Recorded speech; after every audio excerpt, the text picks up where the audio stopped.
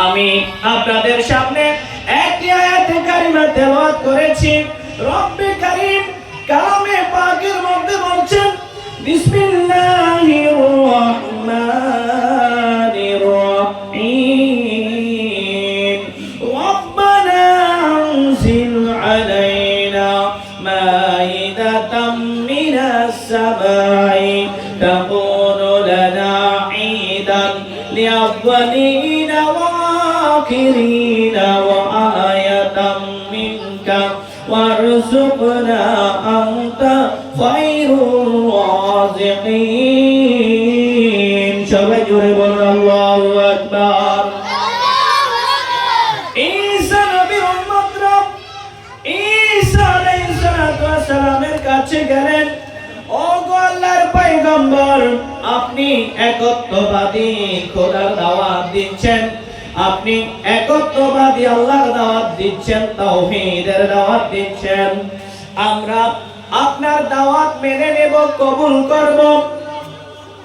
আপনি যদি আমাদের পক্ষ হয়ে আপনার একত্ববাদী খোদার কাছে আমাদের জন্য দোয়া করেন, আসমান থেকে যদি খাদ্য নাজিল করেন, তাহলে আমরা আপনার খোদাকে মেনে নেব, আপনাকে রাসূল হিসেবে মেনে নেব। বলুন সুবহানাল্লাহ। আল্লাহর পয়গম্বর ঈসা আলাইহিস সালাতু ওয়াস সালাম উম্মতের কথা শুনলেন, উম্মতের কথা মনোযোগ দিয়ে শুনলেন, আর আমার রব্বে কারীমের দরবারে আরজি তুললেন, রব্বে কারীমের দরবারে হাত তুললেন।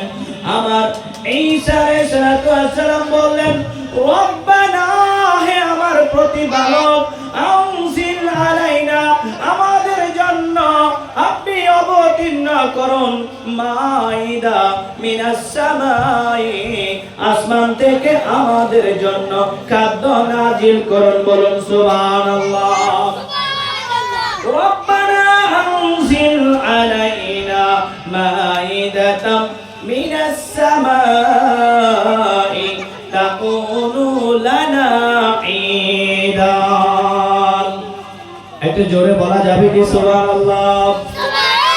আসমান থেকে খাদ্য যদি নাজিল করলেন আপনি, রব্বে কারীম যদি আসমান থেকে খাদ্য নাজিল করেন, আমাদের কাছে অবতীর্ণ করেন, তাহলে তা আমাদের জন্য হবে ঈদ উৎসব। বলুন সুবহানাল্লাহ।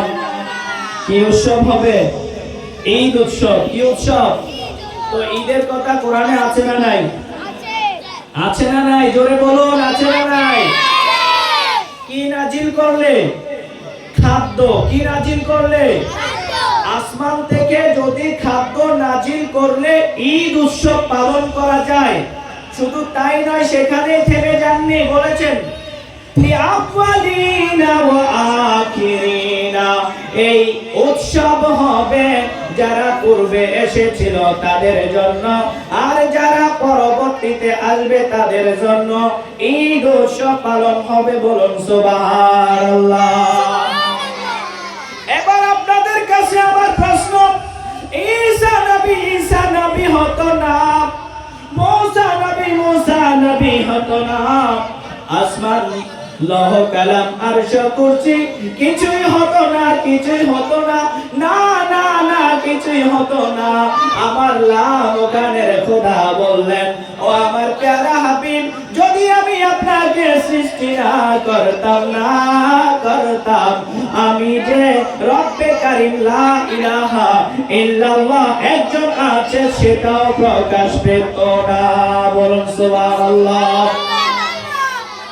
আপনাদের কাছে প্রশ্ন, আসমান থেকে যদি খাদ্য নাজিল করলে ঈদ উৎসব পালন করা যায়, তো যে কুল কায়নাত সৃষ্টি হয়েছে যার জন্য আমার সেই প্যারা রাসূলের আগমনে যদি আমরা ঈদ উৎসব পালন করি, আমাদেরকে বেদাতের ফতোয়া লাগাইয়া দেয়, ঠিক না? আরে আমার রাসূলের আগমনে তো আরো খাদ্য নাজিল হবে। শুধু যদি ঈদ উৎসব হয় তাহলে আমার রাসূল আগমনে তো আরো বেশি উদযাপন, বেশি খুশি, বেশি ঈদ পালন করা উচিত, ঠিক কিনা জোরে বলুন। মুমিন খুশি আমানা কমলি ওয়ালা আগে। আসলে এই ঈদ উৎসব হচ্ছে মুমিনদের জন্য, বলুন সুবহানাল্লাহ। আর মুনাফিকদের জন্য ঈদ নয়। আর মুনাফিক যারা, তাদের চেহারা কালো হয়ে যাবে, তারা এই ঈদে মিলাদুন নবীর মাহফিল আসলে, ঈদে মিলাদুন নবীর মাস আসলে তাদের মুখ চোখ অন্তর যারা কালো হয়ে যাবে, ঠিক কিনা বলুন। কারা?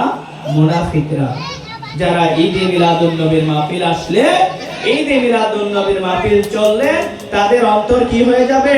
কালো হয়ে যাবে, চেহারা কালো হয়ে যাবে। কেননা আল্লাহ রাব্বুল আলামিন ঈসা আলাইহিস সালামের দোয়া কবুল করেছিলেন, আসমান থেকে খাদ্য নাজিল হয়েছিল।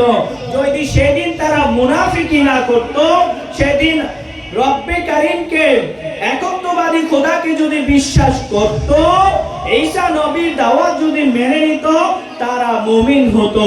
তারা ঈসা নবীকে মেনে নেননি, রব্বে কারীমকে খোদা বলে মেনে নেননি, মুনাফিকি করেছে।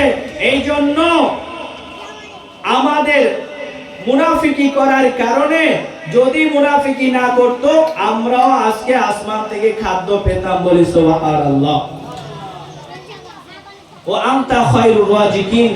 আর শেষে বলা হচ্ছে আল্লাহ হচ্ছে সর্বোত্তম রিজিক দাতা, সর্বোত্তম রিজিক দাতা। আপনি ফজরের নামাজ পড়েছেন, আল্লাহর ইবাদতে মগ্ন হয়ে যান। আপনি জোহর পড়ুন, জোহর নামাজ পড়ে আবার আপনার কাজকর্ম করুন। আসর পড়ুন, আসর পড়ে আপনার কাজকর্ম করুন। মাগরিব পড়ুন, আবার মাগরিব পড়ে আপনার কাজকর্ম করুন।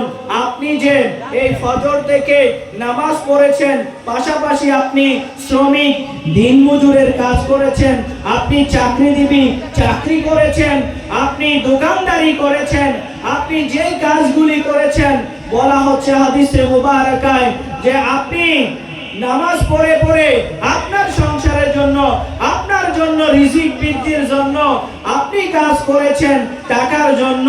বলা হচ্ছে হাদিসে আপনি এই ফজর থেকে ঈশা পর্যন্ত আল্লাহর ইবাদতে মগ্ন ছিলেন, বলে সুবহানাল্লাহ।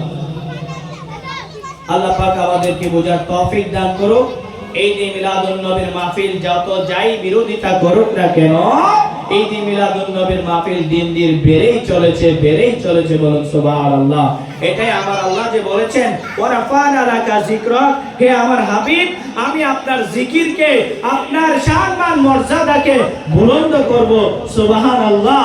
এটাই হচ্ছে আমার রব্বে কারীমের দেওয়া কালামে পাকের ঘোষণা, যেখানে যতজন যারাই বিরোধিতা করুক না কেন, এই দিন মিলাদুন নবীর মাহফিল বেড়েই চলেছে, আমার রাসূলের সম্মান বেড়েই চলেছে, বলুন সুবহানাল্লাহ। আল্লাহ পাক আমাদেরকে কবুল করুন, সবাই বলে আমিন। এখন আপনাদের সামনে বিশেষ মেহমান হিসেবে তাকরীর পেশ করবেন সুদূর হাটহাজারী চট্টগ্রাম